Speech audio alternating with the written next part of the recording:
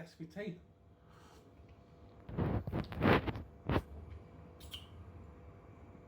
That's chaiwala tea. That's how we do it. Hello, we're back in the kitchen again. It's the middle of the end of the holy month of Ramadan, and I want an omelette sandwich made with paratha. Unfortunately, my local Indian cafeterias are closed, and therefore we're going to have to make it at home. So there you go. So here we go. If you want an authentic-ish Indian breakfast, you're craving one, as I am, this is what you need. Dual frying pans. This one's Tefal. Obviously, we're sponsored by them for this video. Every time I mention Tefal, I get one fill. So, well done, Tefal. That's my Tefal frying pan. This is not a Tefal frying pan, different frying pan. They both have a blob of oil in them, just vegetable oil, regular stuff. These are our parathas bought from the store. Malabar paratha. Now, these parathas are Kerala origin, which is the west coast of India. They crisp up, crispy. Not my favourite paratha, I'll be honest, but they're the ones that are most freely available in the superstores. Obviously, they're frozen, packaged. They're not like the real deal. An authentic, freshly made paratha from an Indian cafeteria will kind of like be almost, well, it's delicious, like a gooey pastry, pie crusty type thing. But given that the cafeterias are closed, this is our nearest alternative. Wheat flour, vegetable ghee, no preservatives, flavours. I do use this before, have used this one before. They're tasty enough. Right, we've got our omelette mix, which is basically 3 eggs, splash of water, salt, and pepper, generous, and also this, which I actually brought over from my last trip to Kenya. I haven't seen it in Dubai. Tropical heat fireball grinder. The magic ingredient, of course, are those fiery African chilies. It is, wow, it has a kick, I'll tell you that. And then, knife skills, I know exactly, Gordon Ramsay. Finely diced red onion and a green chili. I'm going to be very honest, I just put it in my pocket at Almai. I didn't even pay for it. How are you supposed to pay for one green chili? And it's very finely diced, and that is going to be mixed in with the omelette mix. I will get those in a second. And we'll start frying up. Dead simple. The omelette's the omelette. Goes in the omelette pan. The paratha's the paratha. It goes in the Tefal frying pan. And we combine the two at the end of this into a glorious union of breakfast loveliness. Okay, let's get cooking. Right, oil and oil. We're on a medium hot. Well, we're on a hot pan here. I'll just reduce the heat a little bit. And the same for the omelette. We'll go on about 3/4 heat on the gas. I shall just sweep up my little bits of onion into there. Right, so what do we start with? The paratha. There we go. Get the paratha in the pan. Ow! There you go. Right. Now, what I would usually do with the paratha is just prick it a few times as it goes in, because I have had instances in the past where the outside of the paratha cooks and the inside's a bit sort of still uncooked. So by putting a few pricks in, my guess is we're letting the heat transfer to the centre of the paratha a little more quickly. Right, in goes roughly 1/3 of our omelette mix. We'll expand, it always does. There you go, beautiful mixture. Eggs, bit of green chilli. Let's get a close up on that, can we see? Bit of green chilli and a bit of finely diced red onion. We'll just let it go. There you go. Easy peasy. Right. Dive into the cutlery drawer. Right, this isn't cooked yet. I'm just having a quick. Right, there's beginning there. Obviously, beginning to cook. It's in a frying pan with hot oil. Tell you what, should we take a pause? Because otherwise we're just going to watch a couple of pans go for the next 2 or 3 minutes, which isn't exactly what YouTubers want. Over the paratha. It's not quite cooked yet. Only cooked on one side, and actually it needs to be cooked further on the first side again. Bit of tissue paper there just for the oil dabbing at the end of the event. Now, I have been reminded by my lovely wife that we don't have a handle on this pan. Special pan, it's because it's not Tefal quality, you see, that's fine. Flip that. Oh my goodness me. Is there such a thing as a perfect looking omelette? Yes? That must be it, surely. Right. Now, I'm just going to put one, there's not much salt, because like I said, I salted and a bit of pepper. I'm not going to fireball it again. That's just about ready to come out now. It must be cooked. Right. So that's coming out. And I'm putting it onto my, what do you call it? What is that called? Kitchen roll. Yeah. Alright. My second omelette going in, a bit smaller than the first one. This is for the missus. Whoop, there we go. Now I'll tell you what, this is what we'll let this in. Nice go on one side. Malabar parathas are like this. I don't know how or why. By the way, a paratha basically is a mixture of wheat flour or whole flour, vegetable ghee, salt, pepper, a bit of water. Now watching the guys make them in an actual cafeteria, it's pretty cool. It's almost got like a croissant-y thing going on where they're kneading it out, they're rolling it like a Cinnabon. And then use quite a bit of flipping towards the end. And then they roll it out flat and they throw it in the pan. So it's like a mixture of, you can see it's like spirally, isn't it? Like the Milky Way almost. And that's the wheat flour and the oil mix. Bit like I said, like a croissant or like sort of like a dessert pastry a little bit. So, on one side but not the other. I don't know how that's probably because it's off the machine. This omelette's cooked pretty quick. We didn't re-oil the pan. This will be a bit dry, but that's alright. Oh. We're having... So just get it out. Right. To be honest, I wouldn't present that omelette to Georges Pepin, but seeing as it's going in the middle of a paratha, not many people are going to see it, I'm going to be honest, but there's a disgrace, McNabb, never mind. Right. That omelette, sorry, paratha, do you think it's done? That's done, okay. It's puffed up a little bit. It's flaky bakey, you can hear, as Chef John would say, fork don't lie, nor does a plastic spatula. That's crispy.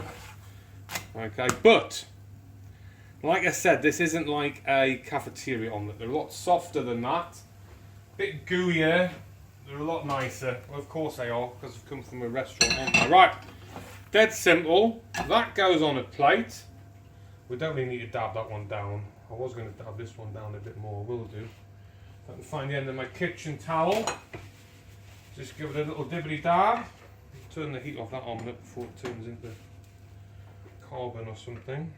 Excuse fingers. Obviously sanitise hands before this. That goes on there. Now, often they'll put salad on there in the cafeteria. Not for me though, no. Let's keep the components as simple as possible. Now we're talking. Very hot sauce. This one's for you, Sue, yes? No, this one's for me, of course. No, I like to go. I knew I'd find it quickly. I like to go 2 types of hot sauce. I like the jalapeno hot, but this one is the very hot. Slam it in the middle. This one we can be a bit more liberal with. Dop, dop, dop, dop, dop. There you go. And then, the process could not be any simpler than this. We are to roll it up, and this is where we have a little problem with the store-bought ones. They're too crispy. And they are tasty. Let me do that as hot. But we've got to get that rolled up like that. To the best of our abilities. That's not too bad. There you go. That's our omelette paratha. I'll hold it up to the camera, please. There you go. Doesn't it look beautiful? Yes. So you've got the omelette in the middle, the paratha obviously, hot sauce, bit of diced onion, bit of green chilli, bit of omelette format. Oh my goodness me, that's tasty. A bit of quality control. Hello. Quality. Oh goodness me. I just got a big lump of green chilli. Right, quality control.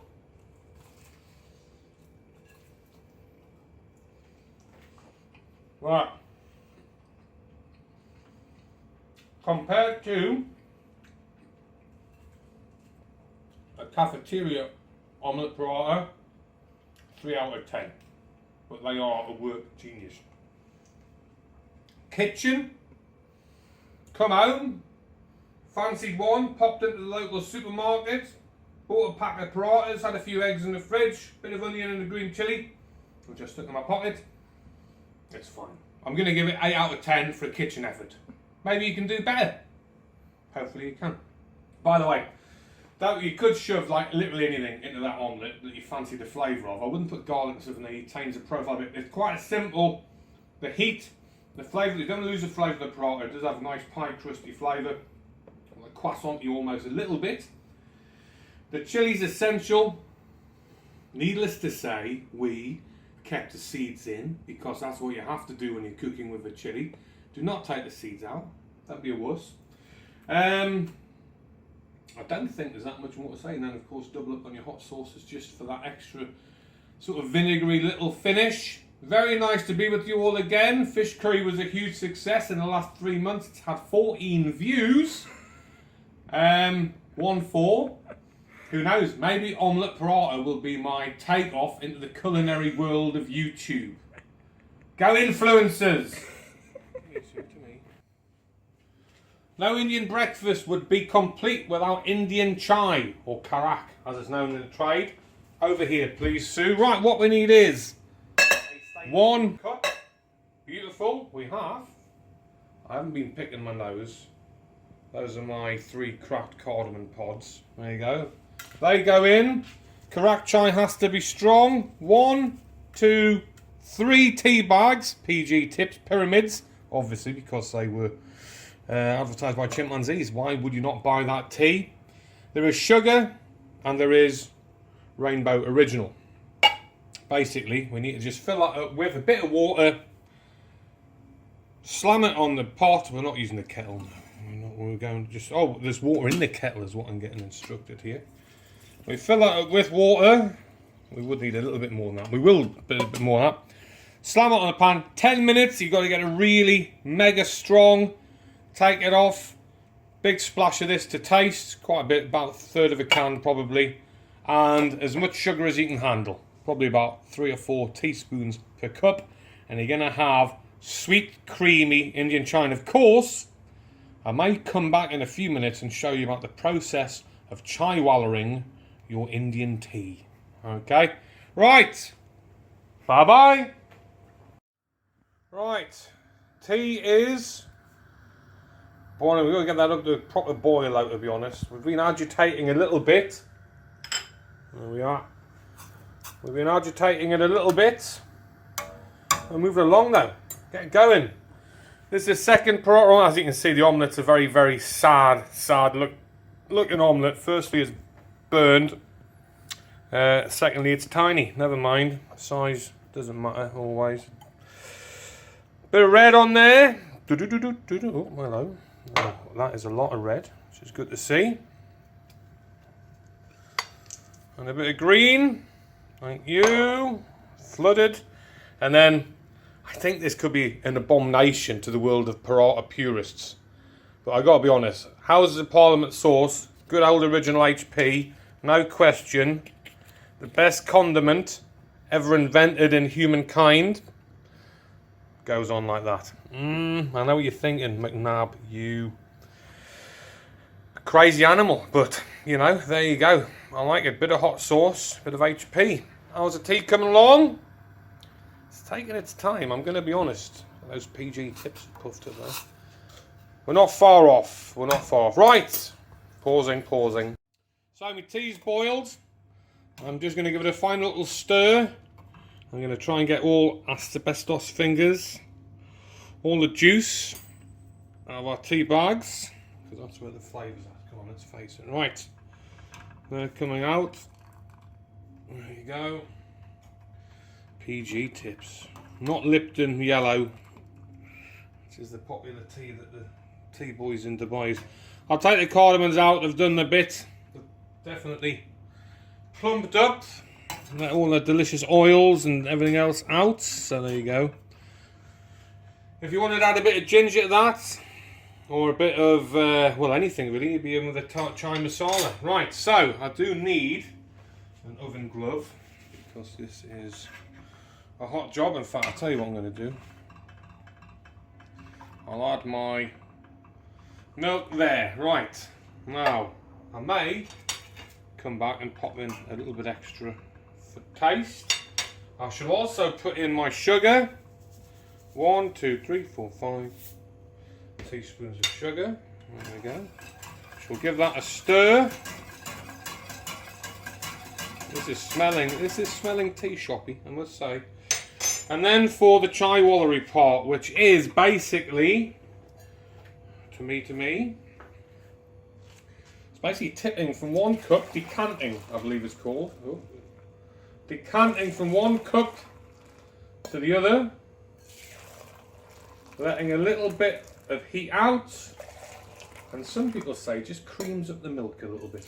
So there you go, and I do tend to agree. So I do count it 2 or 3 times. If you want to go and do it in a proper tea shop, they go like from a metre above to a metre below. So that is my tea, foamed up nicely.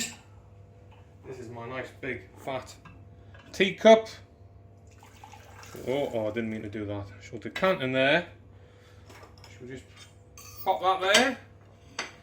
Second prata, I couldn't roll it, I folded it. And a chai karak. Thank you very much. Thank you, Sue, for videoing. I'm sweaty. I'm going to go and sit in the AC now and enjoy this in front of the TV. Right, sayonara.